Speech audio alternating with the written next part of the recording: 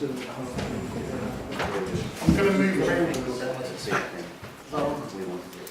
Okay, thank you very much. So on to our presentation. I'm Andy Townsend from the University of Nottingham, University of Warwick, as it turns out.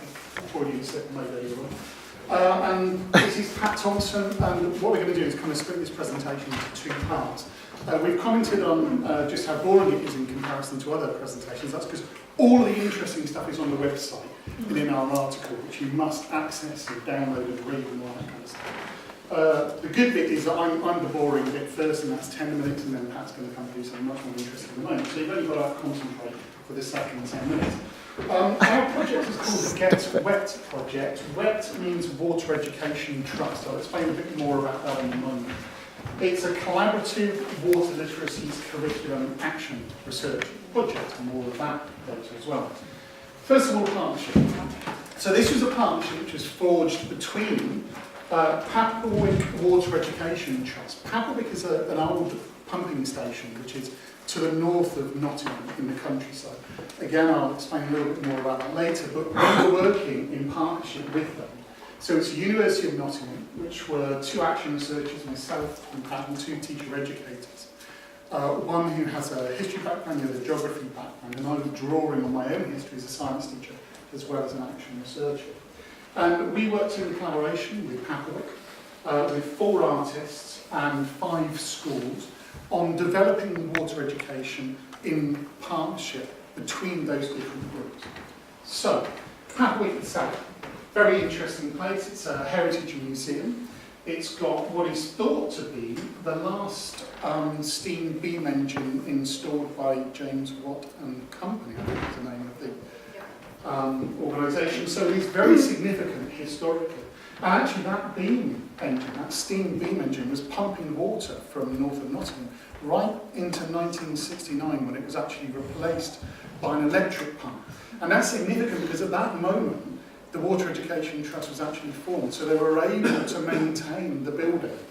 They were able to take ownership of it immediately afterwards, which means it's very well preserved in comparison to other places that haven't perhaps been able to kind of continue some sort of care. It was formed at a point when there were all sorts of problems with water cleanliness and water use in Nottingham, and so it was designed to bring clean water to the city of Nottingham. It was a significant creation in that endeavour. There were a number of other steam engines created around Nottingham that kind of followed that. This is the best result. So our aim is to develop an innovative, interdisciplinary approach to learning about water which builds on existing knowledges, curiosities and interests of students, brings teachers across subjects and sectors, hence primary and secondary, but also across the different curricular disciplines as well, works with the professional pedagogical capabilities or capacities of teachers, and establishes a curriculum development partnership between quite a complex group of people. The way we conceived of this was as action research. So you are probably very well aware that action research works through cycles, iterative cycles, in which one stage builds upon the last. And in this particular piece of work, which we're reporting on now, there were 2 main stages that ran, roughly speaking, for an academic year. In the first stage, what we were doing was a phase that is commonly referred to as reconnaissance. So that's a stage that comes prior to planning for an intervention, where you're seeking to try and understand more about this issue and more about the context, so that when you come up with ways to intervene, you're doing so from a knowledgeable basis. But part of what we were thinking as well is that that reconnaissance phase is also about relationship building. That there's also an element of actually bringing together this community of partners in a way that allows them to understand each other and to collaborate. And art's played a part, not only as a part of the educational interventions, but actually as part of the process of action research as well. We'll talk more about that in a second. So, what we were doing in this first stage was setting things up. Right? I mean, there was lots of action involved in that, and things were happening that were different. And there was an attempt to change pedagogy and curriculum as well. One of the things we started to see, however, was that there was a narrative amongst the teachers that we were working with that was describing what was happening and wasn't really getting under the skin of why that might be happening or what it was we wanted to achieve and how that could be achieved.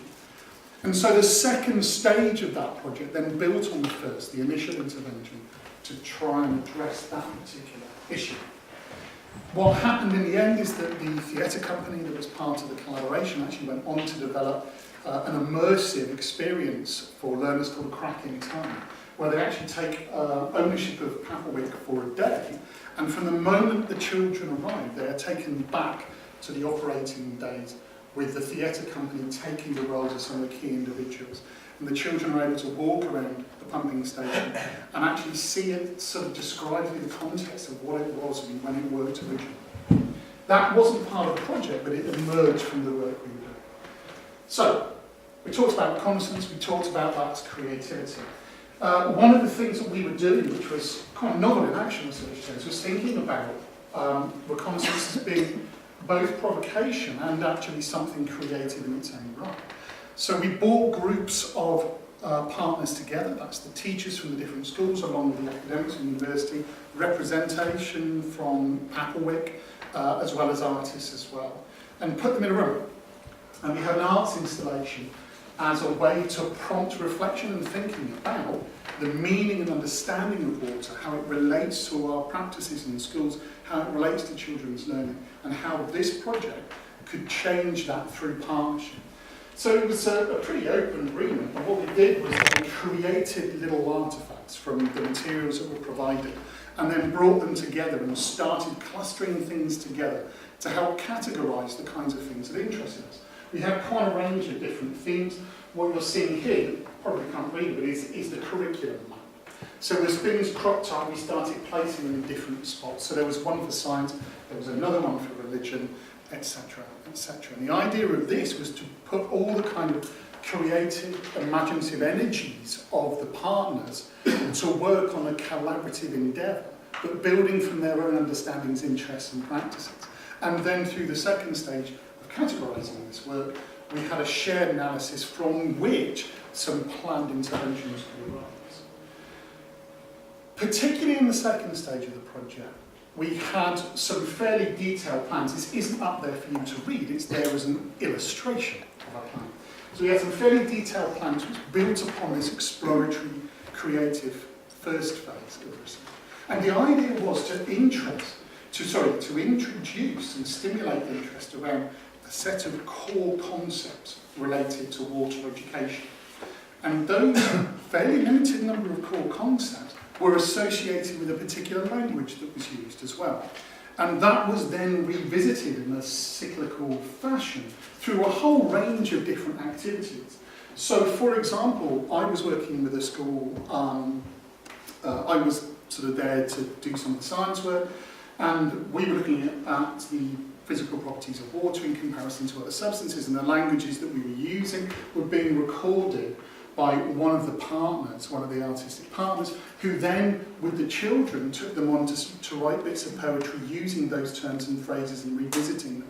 We also did some movement work building on those principles as well. So the intention was that the core concepts were something that we revisited through language, time and time again through the different facets of the work. One bit of which was a visit to Papelwick itself. So this is us actually at Papelwick. These are some of the burners, the coal burners. Actually, the top half of that would be water, and then that would be boiled, and that would go off to the steam engines the other side. But the children would go there then as part of the partnership process. So having done work in their own schools, having come up with questions, which is a key point, of course, I should have mentioned that, sorry. So the starting point for a lot of this was children's questions about water. So we were trying to root it in their understanding as well as their teachers' understanding. And then from that, we would build in a process of artists, teacher educators and teachers collaborating in schools. And at some point, they go and visit it. And the idea is that this is built in, therefore, to a process of education, to a concept of curriculum, which isn't sort of compartmentalised and defined about a single subject, but tries to draw from a range of different subjects around this single water education issue. The use of a heritage museum like Papelwick, therefore, is not a single discrete visit, but as something which fits into a continuing kind of process of education. And then the children there to do very specific things that build upon what's happening in school, and then reports back and is linked into what follows. So that's the overview. tell you ahead of time. And one of the things that you might already see, I think, which is similar to the Imagineering project and this project, is a kind of commitment to using the local and to using what's around in the local area. And we had already done another project earlier which was related to rally bicycles, which was a almost 2-year kind of project which involved theatre and building bikes and all sorts of things. But similarly, but that was more related to contemporary engineering kind of projects. But water, of course, the pumping station was in its day a very innovative and important piece of engineering. But it's a type which is found everywhere, and the problems that it was addressing of water were found everywhere. So what I'm trying to say, I think, by pointing to that, is that we've started not with a process aim, we actually started with a kind of goal to develop curriculum which is based in the local area and which is also based around significant social issues. So when we were approached by Warwick, who came to us really to ask about water, it was the water that we were actually really interested in, and the question of water, and what that actually meant. So one of the things we think we might have learned from the project, and this explains where we're going now, is that we think what we saw was amazing, particularly amazing science and history combined learning in primary schools. The primary students basically did GCSE level science and were able to use the vocabulary and explain concepts in physics and chemistry in the way that you would expect kids at GCSE to be able to do. And we all had our mouths open, and this is why we're kind of thinking that we need to go on, because we think there's something about the way in which this project brought together disciplinary knowledges together with the creative pedagogies and the local and the actual and hands-on making stuff, which produced this particularly powerful form of learning. And given where the national curriculum is at the moment, it seems very important to us to try and actually do a fairly rigorous piece of research, really, to try and see whether, in fact, this particular kind of approach to curriculum and pedagogy really does produce more substantive learning. So we're really thinking about what we learned from this project and where we might go next with it. So you notice already in the way the question is now phrased that we're actually thinking now of doing this research, and this is a kind of funny way of thinking about it, we understand this, but we now have a commitment to water and the problems that water has in the world that we think is very fundamental. It's a kind of lens on a lot of the problems that as a globe we are actually experiencing. So we're thinking, because we have to sell this to funders, we're thinking about this as a kind of example of how you might construct a curriculum. Wretched word Anthropocene, for those of you who haven't heard it, it's somewhat contentious.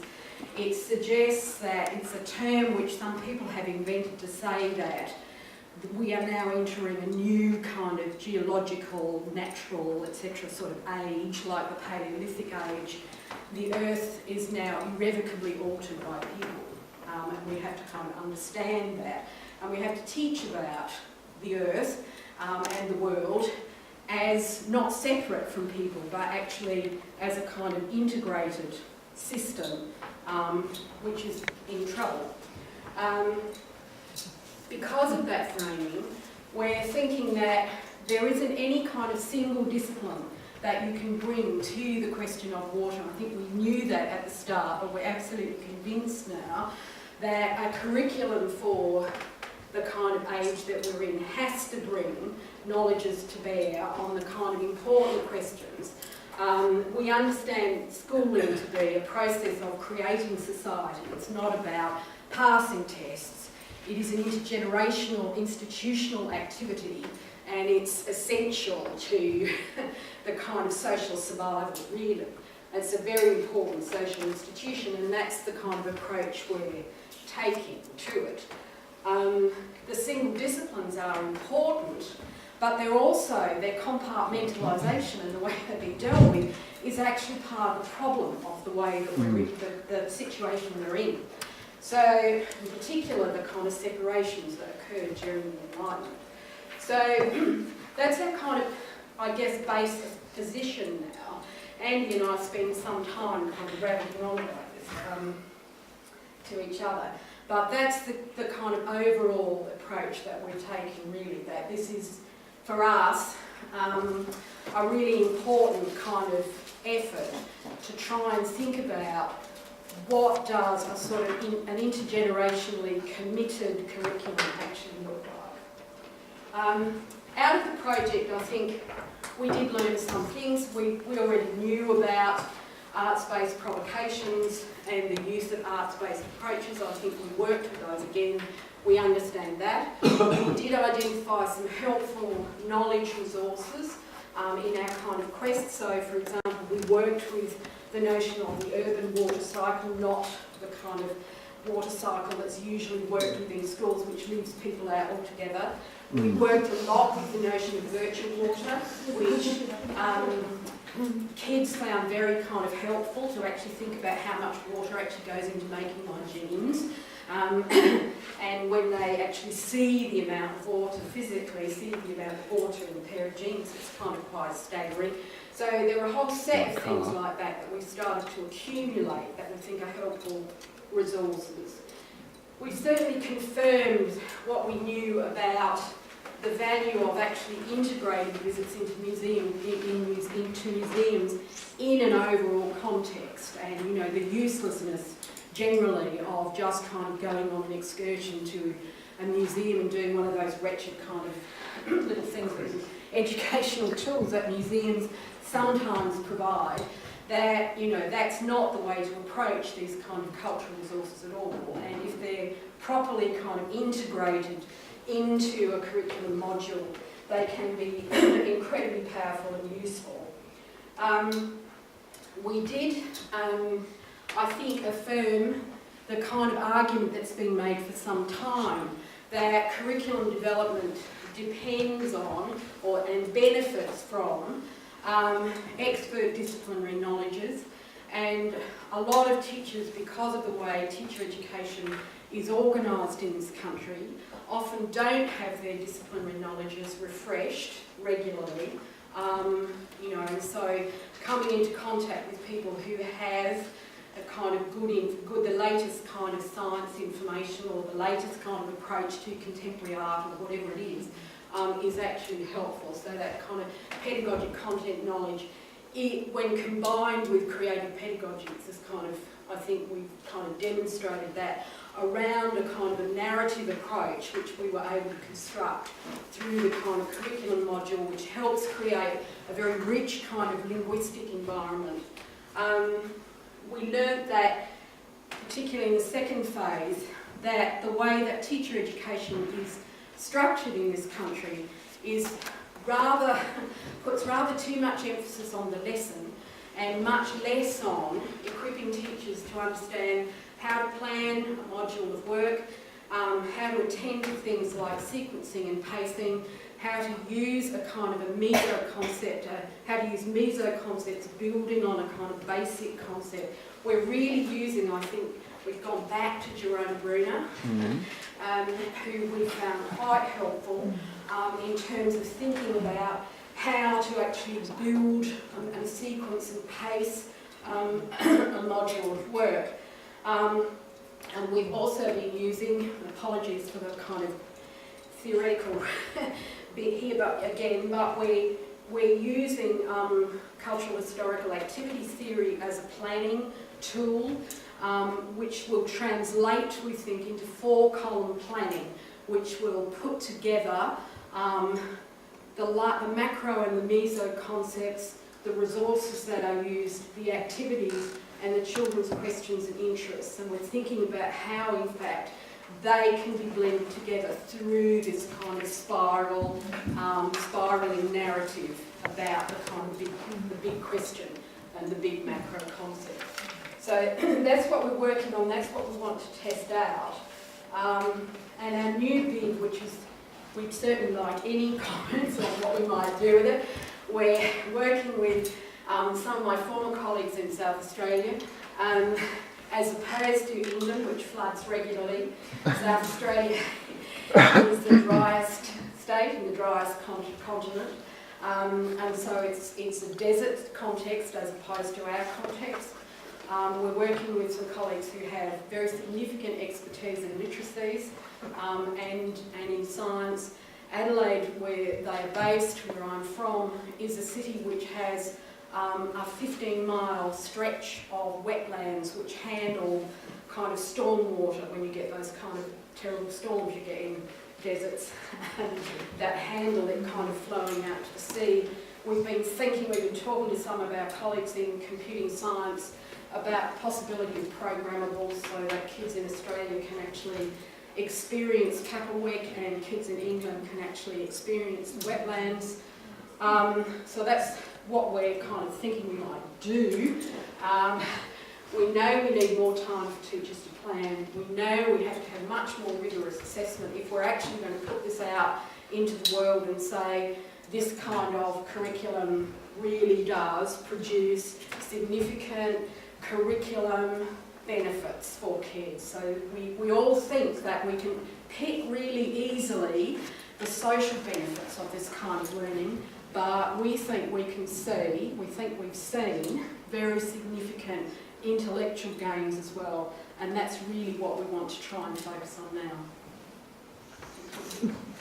Woohoo!